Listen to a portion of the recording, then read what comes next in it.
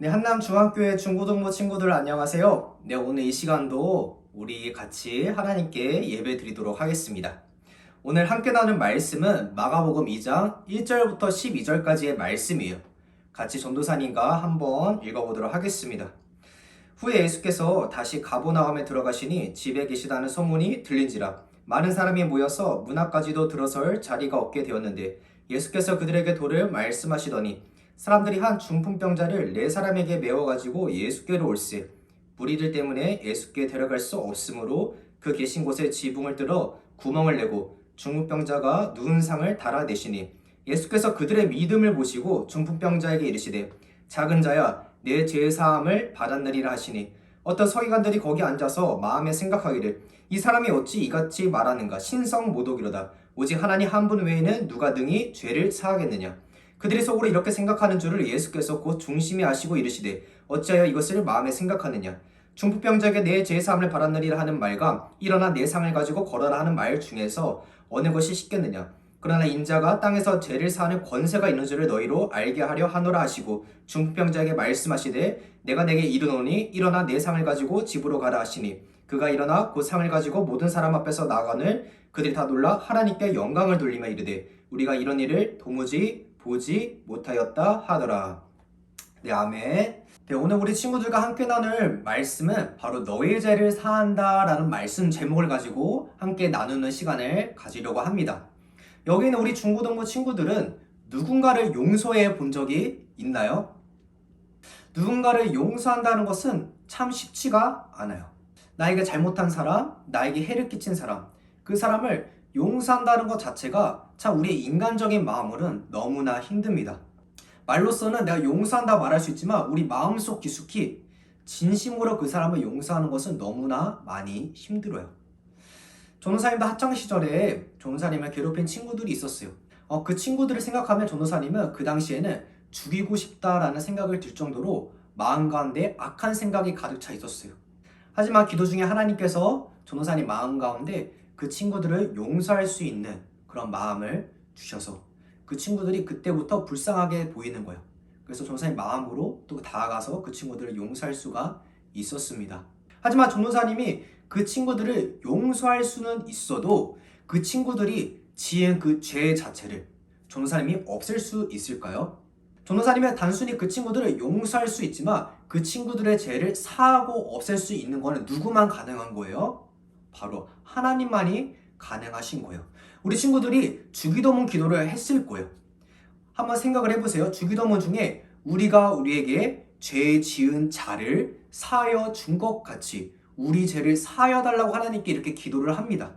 근데 이 기도문 가운데 우리가 우리에게 죄 지은 그 사람을 우리가 용서할 수는 있어도 그 사람이 지은 죄 자체를 우리가 용서할 수는 없어요. 그것을 누구만이 할 수 있다고 하는 거예요? 바로 하나님만이 그 죄를 사할 수 있다고 이렇게 우리가 기도를 하고 있는 거예요. 바로 이러한 부분을 오늘 말씀 본문 속에서도 한번 다루고 있어요. 예수님께서는 이제 많은 이적 후에 능력을 행하신 후에 이제 가버나움이라는 이 동네로 마을로 가게 됩니다. 그곳에서 한 집에 들어가게 되세요. 근데 그 소문을 많은 사람들이 듣게 돼요. 예수님께서 이 가버나움이라는 곳에 오시기 전에 이미 나병 환자를 치료하시고 많은 환자들을 고치신 그 이적을 많은 사람들이 소문을 듣게 됩니다. 그러자 많은 수없이 많은 그런 사람들이 그 집에 오게 돼요. 너무나 많은 사람들이 모여서 그 길목조차 비집고 들어가기 어려울 정도로 많은 사람들이 꽉 차 있는 상황이에요. 근데 그런 상황 가운데 그 속에 4사람이 있었습니다. 이 4사람은 어떤 사람이냐면 바로 중풍병자 환자를 이고 온 사람들이에요. 아마 이 중풍병자의 친구들이었던 것 같아요. 여기는 4사람은 중풍병자의 친구를 예수님께로 이렇게 데려가야 되는데 그 길목에 가기가 쉽지가 않아요. 많은 사람들이 모여서 비집고 들어가기가 쉽지 않죠.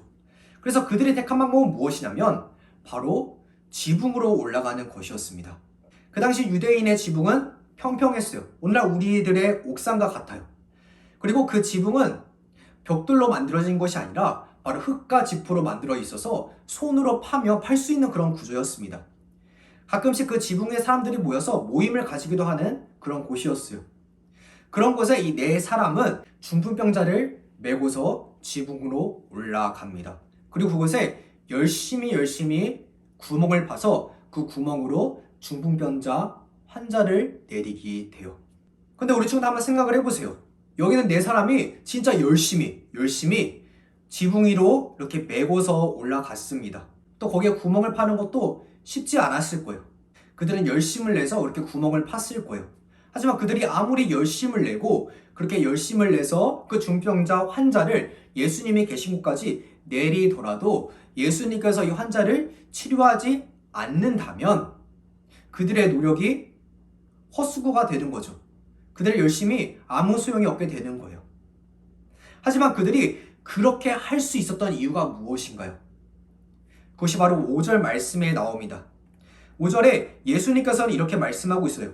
예수님께서 바로 그들의 믿음을 보시고 라고 이렇게 말씀하고 있습니다. 예수님께서 무엇을 보셨다고 말씀하고 있나요? 바로 그들의 믿음이요. 그들이 누군가요? 바로 이 중풍병자 이 환자를 메고 온 바로 이 네 사람이에요. 이 네 사람의 믿음을 보시고 예수님께서는 이 중풍병자 환자에게 다가오십니다. 여기는 우리 중고등부 친구들은 예수님께서 말씀하신, 예수님께서 보신 그 믿음이 무엇이라고 생각하나요? 우리 때때로 이 믿음에 대해서 오해를 할 때가 있어요. 우리 단순히 이 믿음을 내가 생각한 것을 그냥 믿는다, 이 정도의 생각으로 우리가 끝낼 때가 있습니다. 하지만 이 믿음은 무엇이냐면 바로 이 네 사람이 이 중병자 환자를 예수님이 있는 곳까지 내려주면 예수님께서 분명히 치료할 수 있는 그런 능력이 있으신 그 분으로 확실하게 믿는 그 믿음이 있었기 때문에 그렇게 할 수 있었던 것처럼 예수님을 하나님으로 그리고 예수님을 온 세상의 주인으로 그리고 하나님 나라로 구원하시는 구원자로 그 믿는 그 확신을 말하는 거예요. 단순히 내가 생각 가운데 믿는다 이 정도의 생각이 아니에요. 믿음은 바로 우리의 확신을 말하는 거예요. 어떤 확신?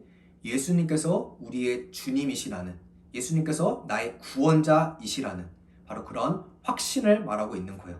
그 확신이 바로 여기 있는 네 사람에게 있었어요. 그러자 예수님께서는 이 중풍병자에게 다가오셔서 이렇게 말씀하십니다. 말씀을 보면 작은 자여 내 죄 사함을 받았느니라 라고 이렇게 말씀하고 있어요. 여기서 작은 자란 말은 너가 작다, 너가 믿음이 작다 이런 걸 말하는 것이 아니에요. 본문으로 보면 이 말은 내 아들아 라고 이렇게 말하고 있는 거예요. 아들아 내 죄가 용서받았다 라고 이렇게 말씀하고 있는 것이에요. 근데 우리 친구들 한번 잘 생각을 해보세요. 이 중풍병자 이 환자한테 가장 필요한 것은 무엇인가요? 이 네 사람이 예수님께 데려온 것 또한 이 중풍병자 환자가 가지고 있는 이 질병을 고쳐주시기 원해서였어요. 근데 예수님께서 하신 말씀은 뜬금없이 내 죄가 용서받았다 이렇게 말씀하시는 거예요. 전도사님도 한 몇 년 전에 팔을 골절당한 적이 있었습니다. 그 주차장을 보게 되면 입구에 쇠사슬로 막아놓은 곳이 있잖아요. 근데 전도사님이 거기를 한번 뛰어보겠다라는 괜한 자신감 때문에 발에 걸려 넘어지다가 팔이 골절됐어요. 전도사님이 그 엑스레이를 보고 이 팔에 뼈가 두 개라는 것을 그때 처음 알았습니다. 이 두 개 있는 뼈가 모두 다 골절이 됐어요. 한 수술도 받았고 그 가운데 깁스를 한 몇 달 한 뒤에야 고쳐질 수가 있었어요. 이처럼 전도사님이 아팠을 때, 그 당시 골절됐을 당시에 가장 필요했던 것이 무엇이었을까요? 빨리 이 고통으로부터 벗어나는 것이 가장 원했던 거죠. 너무나 아프니까 빨리 치료받고 싶은 거예요. 즉 아픈 사람한테 가장 필요한 것은 뭐예요? 바로 치료받는 거예요. 우리 친구들이 병원 가는 것도 뭐 때문에 가는 거예요? 그냥 단순히 병원 가는 게 병원 구경하는 거 하는 게 아니라 바로 치료받기 위해서 가는 거죠. 검사받기 위해서. 내가 어떠한 상태인지 확인받기 위해서 또 가는 거죠. 하지만 이런 신체적인 이 질병은 극한 질병이 아니고서는 우리가 치료받을 수 있어요. 전사님도 지금 팔에 흉터가 있지만 수술 자국이 있지만 다 치료를 받았어요. 우리 신체적인 이러한 질병은 회복이 가능해요. 근데 이러한 신체적인 회복보다 더 필요한 회복이 있습니다. 바로 영적인 회복이에요. 이 중풍병자도 마찬가지였어요. 눈으로 보기에는 이 중풍병자에게 가장 절박한 것은 그가 가진 이 질병으로부터, 그가 가진 이 고통으로부터 벗어나는 거였어요. 하지만 이 중풍병자에게 가장 필요한 것이 무엇이라고 예수님께서 말하고 있나요? 바로 내 죄가 사함 받았다 라고 이렇게 말하고 있어요. 우리는 우리가 가진 여러 가지 형편과 상황을 빨리 해결하는 것이 우리에게 가장 필요하고 중요하고 가장 우선시 되는 거라 생각할 때가 있지만 우리에게 그 어떤 것보다 가장 먼저 해결받아야 되고 가장 먼저 회복되어야 될 부분이 있어요. 바로 우리의 죄예요. 그리고 우리의 영적인 회복이에요. 우리 하나님과의 관계가 회복되지 않고서는 우리가 아무리 건강하다 할지라도 우리가 아무리 편안한 가운데 있다 할지라도 죄의 싹은 사망이라고 했습니다. 즉 영원한 죽음을 말하는 거예요. 그 사람이 아무리 똑똑하고 그 사람이 아무리 돈이 많고 그 사람이 아무리 능력이 있다 할지라도 그 가운데 죄의 문제를 해결하지 않고서는 하나님과의 관계를 회복하지 않고서는 그 사람의 결과는 영원한 죽음이라는 그 결과만이 존재할 뿐입니다. 그렇다면 전도사님이 우리 중고등부 친구들에게 한 가지 질문을 더 할까요? 여기 있는 중고등부 친구들은 내 자신이 죄인이라는 것을 고백할 수가 있나요? 우리는 때로 이 죄를 생각하게 되면 뉴스에서 나오는 큰 죄를 짓거나 그 문제를 일으킨 그 사람만이 죄인이라고 생각할 때가 있어요. 법을 어긴 사람, 그 사람이 죄인이다 라고 이렇게 생각하고 끝날 때가 있어요. 근데 성경에서는 바로 이러한 부분도 우리에게 죄라고 말해주고 있어요. 먼저 게으른 사람이에요. 자신이 해야 될 것을 하지 않고 혹은 하루하루 일에 대해서 게으르고 나태한 삶이에요. 잠언에서 보면 이 게으른 자에 대해서 개미를 보고 배우라고 말하고 있습니다. 우리 친구들 개미를 보면 어떤가요? 개미는 자신을 관리하는 사람도 없어요. 그것을 감독하는 사람이 없어요. 또 그들을 통치하는 사람도 없어요. 하지만 그 가운데 자기가 해야 되는 것을 묵묵히 최선을 다해서 일하는 곤충이에요. 즉 하나님께서는 이 개미를 통해서 우리가 게으른 모습을 돌아보라고 이렇게 말씀하고 있는 겁니다. 우리는 때때로 이 말을 많이 하게 되죠. 좀 더 자자, 좀 더 졸자, 또 좀 더 누워있자. 전도사님도 자주 하는 말이에요. 우리 친구들도 그렇지 않나요? 엄마가 깨우고 또 이렇게 할 때마다 우리 친구들은 어떻게 하나요? 전도사님도 마찬가지죠. 좀 더 잘게, 좀 더. 알람이 울리죠. 아, 좀 시간이 남았네. 한 5분만 더 잘까? 이러지 않나요? 전도사님 참 이 말씀을 보면서 많이 찔립니다. 전도사님도. 하지만 이런 모습들은 어떻게 해요? 11절에 우리 물질적인 빈곤도 있겠지만 더 나아가서 우리 신앙적인 빈곤도 찾아올 수가 있습니다. 우리가 하나님께 나아가는데 게으르고 나태하고 우리가 해야 될 것도 하지 않는다면 또 그것 가운데 우리가 안주하게 된다면 그것이 우리가 하나님과의 관계 가운데 올바로 나아갈 수 없겠죠. 두 번째는 뭐냐면 바로 거짓말이에요. 우리 친구도 잘 알겠지만 이 거짓말이란 것은 우리가 죄라고 생각하지 않고 넘어가는 경우가 있을 거예요. 우리 친구들은 용돈이 필요해요. 근데 간혹 이런 친구들이 있을 거예요. 엄마한테 가서 엄마 나 참고서 필요한데 10,000원만 줘. 혹은 나한테 내가 필요한 것은 10,000원이지만 엄마한테 가서 엄마 나 20,000원이 필요해. 학교에서 뭐 하려고 20,000원이 필요해 하면서 이렇게 얘기하는 친구들도 있을 거예요. 근데 이것도 뭐예요? 다 거짓말이죠. 근데 말씀 속에서는 이렇게 말하고 있습니다. 거짓 증언하지 말라고. 이 부분을 하나님의 10가지 계명이 10계명 속에 말씀하고 있습니다. 그렇기 때문에 우리는 항상 우리가 어떠한 말을 하고 어떠한 생각을 했을 때 참 주의가 많이 필요합니다. 그리고 또 어떤 것이 있나요? 바로 교만도 죄예요. 우리 친구들이 교만이 무슨 죄예요? 라고 생각하는 친구들이 있을 거예요. 근데 잠언서 16장 18절에 보게 되면 교만은 패망의 선봉이라고 했어요. 거만한 마음은 넘어짐의 앞잡이라고 했어요. 즉 이 교만한 마음 있는 사람은 우리가 망하는 지름길이라는 거예요.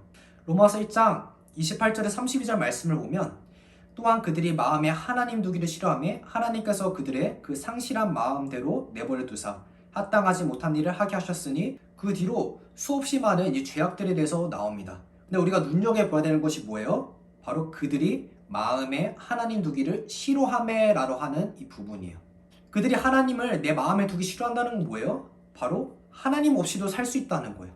나 혼자서도 여기까지 잘 살았어. 하나님 뭐야? 나 혼자로 돼. 라고 생각하는 이 교만한 마음이에요. 혹은 우리가 예수님을 믿는다면서도 하나님께 기도하지 않고 하나님을 신뢰하지 않고 하나님보다 내 지식과 내 환경과 내 경험과 내 소중한 것들로 내 모든 것을 하려는 마음, 그것들로 할 수 있다는 그런 마음 또한 우리의 교만이에요. 이런 마음들이 우리 가운데 있으면 그것이 바로 우리의 죄악된 모습입니다. 그래서 우리가 생각하듯이 우리가 흔히 커다란 죄를 짓고 커다란 악한 행동을 해야지만 우리가 죄인인 것이 아니라 우리가 이러한 작은 거짓말이라 할지라도 우리의 나태한 모습들, 우리의 교만한 마음들, 그런 모든 모습들이 바로 우리의 죄악된 모습이에요. 그리고 로마서 3장을 보면 모든 사람이 죄를 지었을 때 하나님의 영광에 이르지 못한다고 말하고 있어요. 즉 여기 있는 모든 사람들 중에 죄가 없는 사람은 단 한 사람도 없어요. 그런데 우리의 그 죄인된 그 죄를 예수님께서는 어떻게 하셨어요? 사해 주셨어요. 예수님께서는 이 중병자에게 뭐라 말씀하셨나요? 내 죄가 사함 받았다라고 말씀하고 있어요. 예수님께서는 하나님이시기 때문에, 그러한 우리의 구원자이시기 때문에 우리의 죄를 사할 수가 있어요. 그 누구도 사할 수 없는 그 죄를 오직 누구? 그리스도께서, 하나님 대신 그리스도께서 우리의 죄를 사할 수가 있는 거예요. 그렇다면 도대체 그럼 누가 이렇게 죄사함을 받을 수가 있을까요? 예수님께서 이 죄사함의 능력이 있는데 그 그리스도 앞에서 누가 이런 죄사함을 받을 수가 있나요? 바로 앞서 얘기했지만 뭐예요? 바로 자신이 죄인임을 인정하고 나오는 그 사람만이 죄사함을 받을 수가 있어요. 예전에 이 말씀을 같이 들었을 거예요. 바리새인과 세리가 두 사람이 있어요. 두 사람 중에 하나님께서는 누구의 기도를 받으셨나요? 바로 세리의 기도예요. 바리새인은 자기의 의를 하나님께 나타냈어요. 하지만 세리는 뭐예요? 자신이 죄인임을 철저하게 자복하고 그 죄인인 게 너무나 부끄러워서 고개조차 들지 못하는 그러한 간절한 마음이 그 가운데 있었습니다. 그럼 그를 어떻게 해요? 하나님께서 그의 기도를 받아주시는 거예요. 우리 또한 마찬가지예요. 우리 또한 하나님 앞에 나아가고 기도할 때, 또 교회에 나올 때, 또 이 시간 우리 친구들이 온라인 예배로 이렇게 하나님께 예배 드릴 때, 비록 우리가 온라인 상이지만 이 시간 가운데 우리 마음속에 내가 죄인인 것을 간절하게 고백하지 못하는 그런 마음, 혹은 내가 단순히 이 시간으로서 어쩔 수 없이 드리는 그 마음 가운데 있다면 하나님께서는 예배를 받아주실까요? 여기 우리 친구들이 예배드리는 이 자리가 뭐예요? 바로 하나님께 드리는 바로 예배의 자리예요. 이 자리 가운데 하나님께서는 바로 우리 친구들의 마음을 바라보고 있어요. 그렇게 우리가 죄인임을 인정하고 간절한 마음으로 하나님께 나온 그 사람의 죄를 사하여 주시는 거예요. 그 사람 마음 가운데 이제는 이 죄와 싸울 수 있는 그 마음 또한 하나님께서 주십니다. 로마서 7장을 보게 되면, 그러므로 내가 한 법을 깨달았노니 곧 선을 행하기 원하는 나에게 악이 함께 있는 것이로다. 내 속사람으로는 하나님의 법을 즐거워하되 내 지체 속에는 한 다른 법이 내 마음의 법과 싸워라고 이렇게 말씀하고 있어요. 즉 이제 그 이전에는 내가 죄를 지어도 그냥 죄를 짓는 둥 마는 둥, 혹은 죄를 지어도 그냥 제 의식 가운데 내가 갈급한 마음, 내 마음 가운데 두렵고 떨리는 그런 마음이 없었는데, 이제는 내 마음 가운데 그리스도께서 어떤 마음을 주시는 거예요? 그 죄와 싸울 수 있는 마음을 주시는 거예요. 그 마음으로 어떻게 해요? 다시 하나님께 나아갈 수 있는 거예요. 때로는 우리가 넘어지죠. 사람은 완전하지 않기 때문에 그래요. 오직 하나님만이 완전하시지 우리는 완전하기 때문에 우리는 다시 넘어지게 됩니다. 우리가 이 가운데 말씀을 듣고 혹은 기도 가운데 하나님과 깊은 교제 가운데 내 마음에 뜨거운 마음이 든다 할지라도 그 마음 또한 며칠 지나고 또 마음이 식어지게 돼요. 식어진다기보다도 다시 세상 가운데 눈이 돌아가게 되죠. 하지만 우리 가운데 하나님께 주신, 그리스도께 주신 그러한 죄와 싸우는 그 마음이 있기 때문에 다시 한번 일어날 수 있는 그 힘이 생기는 거예요. 여기는 우리 중고등부 친구들 가운데서도 그러한 마음으로 가득 차 있기를 소망합니다.